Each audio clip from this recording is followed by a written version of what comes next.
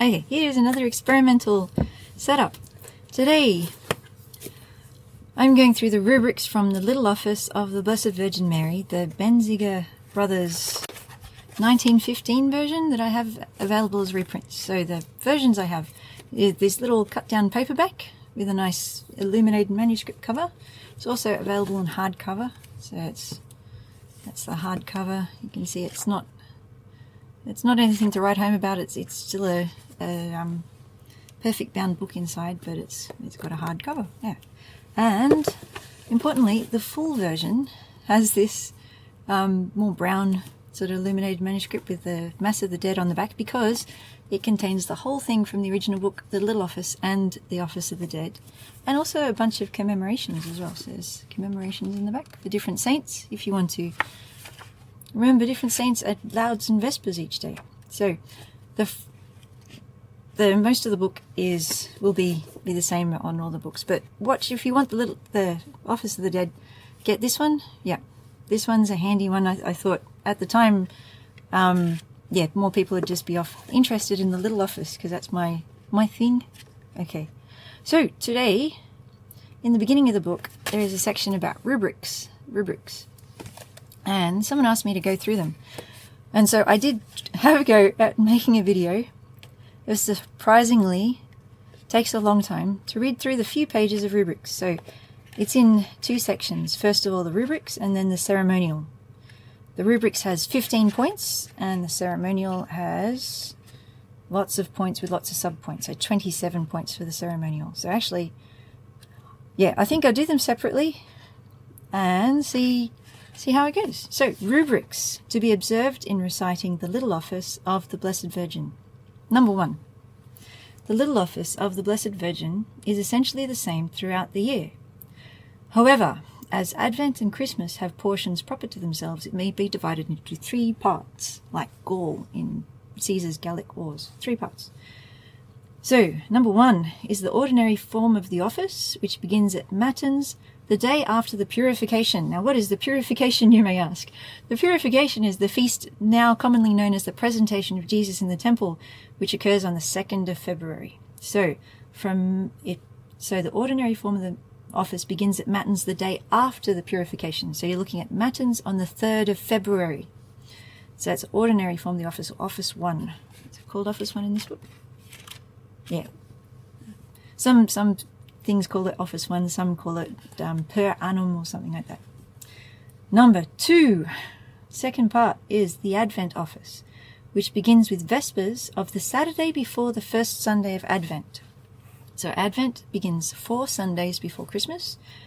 So the Saturday before that first Sunday. Vespers is when you start Office 2 or the Advent Office. Okay. And part 3 is the Christmas Office, which begins with the first Vespers of Christmas and continues until after the compline of the purification. There you go. So Office 3 from first Vespers of Christmas. So for big feast days or doubles, you have 2 Vespers. First Vespers the night before, like a Eve, and then second Vespers on the actual day. So first Vespers of Christmas will be the Vespers celebrated on Christmas Eve. And that's when you start Office 3, and right through to the compline on the Feast of the Purification on the 2nd of February. So you have a good 40 days of Christmas. So that is point 1. Point 2. When lauds are said immediately after Matins, the Ave Maria before the Deus in Agitorium is omitted. So the more recent books have left out this Ave Maria, but the older books have this Ave Maria before each hour. It's just said silently, so that's why it won't come up on any of my videos. Because lauds and matins kind of fit together. You say matins first and it sort of runs straight into lauds, so it sort of makes it 1 hour, and that brings the number of hours down to 7. If you're saying lauds separately, you'd start with the Ave Maria, but if you're doing matins and lauds together, you skip the Ave Maria. Okay, that was point 2. On to point 3. When the office is said in private, the anthem of the Blessed Virgin is said after lauds and compline only. Unless the little hours follow immediately after lauds, then the anthem is said after the last hour. Shall I explain that? Unpack that a bit. So the anthem of the Blessed Virgin refers to 4 Marian antiphons for 4 seasons of the year. Do you remember what they are? So Alma for Advent and Christmas, Ave Regina Caelorum for between purification to Sacred Triduum, Regina Caeli for Easter time, and then Salve Regina for the rest of the year.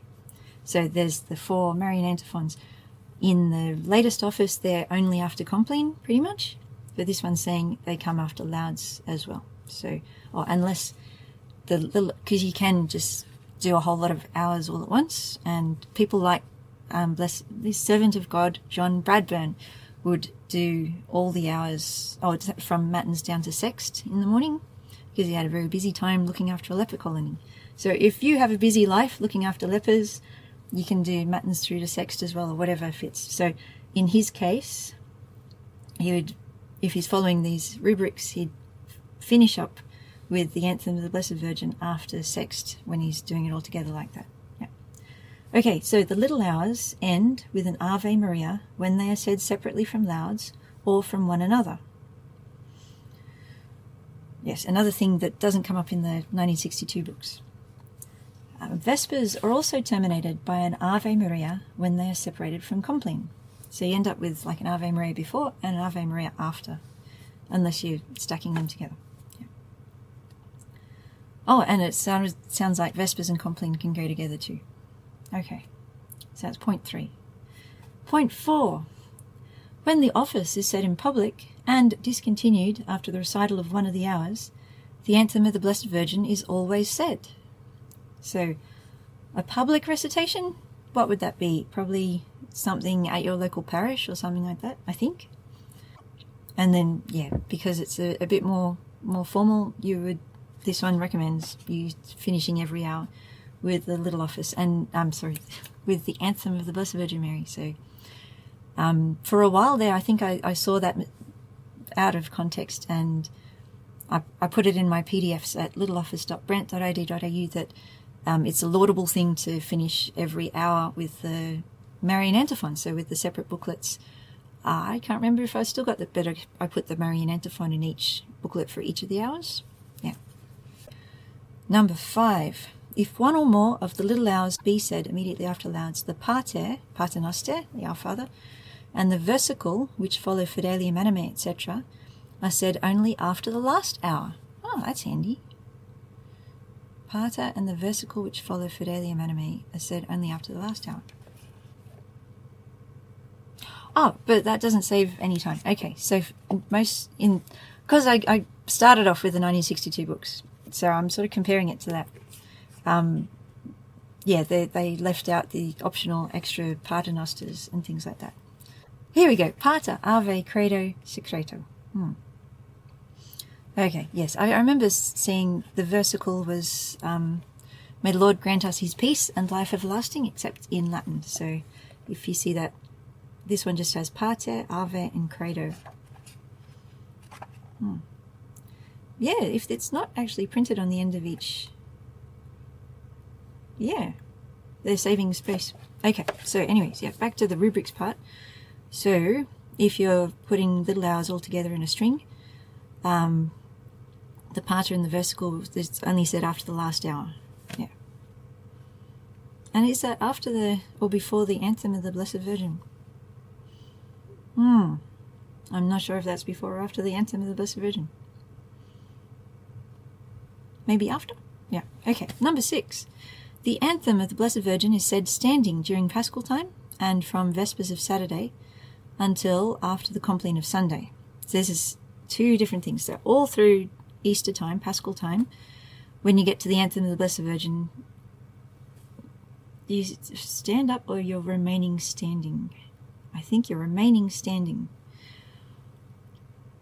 And because each Sunday is like a little celebration of Easter, they also have people standing for the Marian antiphon for Vespers of Saturday to Compline of Sunday. So that makes sense? So it's an Eastery sort of thing. And it's even during Lent and stuff like that. So at all other times it is said kneeling. Yeah. Point 7. The Te Deum is said from Christmas to Septuagesima Sunday and from Easter to Advent. During the remainder of the year, so the remainder of the year is Advent and Septuagesima. Septuagesima is like a bigger form of Lent, if that makes sense. So it's 70 days for Septuagesima, and that's including the 40 days of Lent. Okay, so the remainder of the year, it is said only on the feasts of the Blessed Virgin and on the feast of Saint Joseph. So I think I had a list of the actual feasts that occur during Advent and Septuagesima. I think I put that in one of the books. There's only a handful of feasts, a handful of exceptions. That makes sense? So the Te Deum, which we sing in English as Holy God, we praise thy name. It's the Holy God, that famous hymn is a paraphrase of the Te Deum. So if you're organising music for Mass and you want to be nice and liturgical, don't sing Holy God during Advent and Lent. But you'll be all right otherwise. If you want to be a fusspot, yeah. There's so much room for being a fusspot with church music. Okay, so that's the Te Deum. Yes, yeah. Number 8. On the Feast of the Annunciation, the office is said as in Advent. So the Feast of the Annunciation usually falls during Lent. But so this is the one time where you'd be singing the Advent office, but without the Alleluias. And there's quite a few Alleluias in the Advent antiphons. So it's got me puzzled. And in the music I've been copying doesn't always give you an option for not singing the Alleluia for the Advent antiphon. So it makes me wonder how many people do this in practice. I don't know. One of these days I'll get the definitive music book for the little office. It'll be wonderful. Anyway, yeah, it's not too hard to take out an Alleluia. It's, you just, rearrange the ending to make it sound like an ending, and it's no big deal, yeah. So probably people are more relaxed. Okay, so that was number 8. Number 9. When the Feast of the Purification occurs after Septuagesima Sunday, so this is the 2nd of February, occurs after Septuagesima, the Te Deum may be said. Because the Purification is a feast of Our Lady. That's why it was called the Purification, because it's a feast of Our Lady. It's a feast of our Lord as well. He's being presented in the temple. Yeah, and it's already said that during Septuagesima and Advent, the Te Deum is said on feasts of the Blessed Virgin and the feast of Saint Joseph. So this is kind of repeating point 7, but that's okay. So the next point is good though. If the feast is transferred, the alteration in the office is not transferred with it. The couple of times I've seen the Purification transferred, it's been transferred into Easter when you would sing the Te Deum because it's not inside of Lent anymore. Anyway, yes, so that's point 9. Point 10. From Septuagesima Sunday to Vespers on Holy Saturday, Laus Tibi Domine is said instead of Alleluia, which is the same as the normal office. And if you go to a regular English Mass, we'll be saying, Praise to you, Lord Jesus Christ, King of endless glory, instead of the Alleluia, during Lent anyway, yeah. So the only difference there would be starting Septuagesima instead of starting at Lent. Number 11. In Passion Time. Passion Time is from Passion Sunday. So this is the Sunday before Palm Sunday. So in the new Mass, they've merged Palm Sunday and Passion Sunday together. So you just get 1 week of Passiontide. Yeah. So that's Holy Week in the new one. But in the old calendar, you had another week of Passiontide, or you had Passion Week and then Holy Week and then Easter. Yeah. So Passiontide, old calendar is 2 weeks, new calendar is 1 week, as I understand it. So in Passion Time, the Gloria is to be said as usual. This is because in the full office, the Divine Office, there's bits where you take the Gloria out during Passion Time. During the last 3 days of Holy Week, so the Sacred Triduum, Holy Thursday, Good Friday, Holy Saturday, the Little Office is not recited publicly. Which is fair enough because there's so much, the Holy Week, the Sacred Triduum office is already cut down, so it's a good one to jump into if you want to start. Matins is a bit full on, but there's lots of recordings because that's a very popular one for the Sacred Triduum, and the other hours are all very plain and cut down. So if you're deprived of saying the little office publicly, it's a good chance to jump in and have a go at the full divine office for the Sacred Triduum. Yeah. Number 12. In Paschal time, the office is the same as that before Advent. But after the Benedictus, the Magnificat, and the Nunc Dimittis, the anthem Regina Caeli is said. So remember, we had the office being divided into 3 parts. So part 1 was the ordinary office, and here they're saying Paschal time, the office, pretty much the ordinary office, except for this one change, where in Office 1 you have different antiphons for those 3 Gospel canticles. So the Benedictus at Lauds, the Magnificat at Vespers, and the Nunc Dimittis at Compline all have different antiphons for the normal Office 1. During Paschal time, they're replaced by Regina Caeli. Now, it's not the famous Regina Caeli laetare, but that's okay. Yeah, still a really, really cool tune. And during this time, the Alleluia is not said after the invitatory versicles or responses.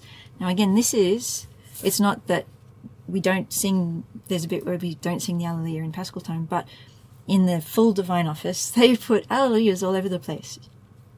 But in the little office, they don't. So you don't have to try putting in those extra Alleluias. It's just nice and simple. Just as it's written in the book, yeah. Paschal time begins with Compline of Holy Saturday and ends at noon of the Saturday after Pentecost.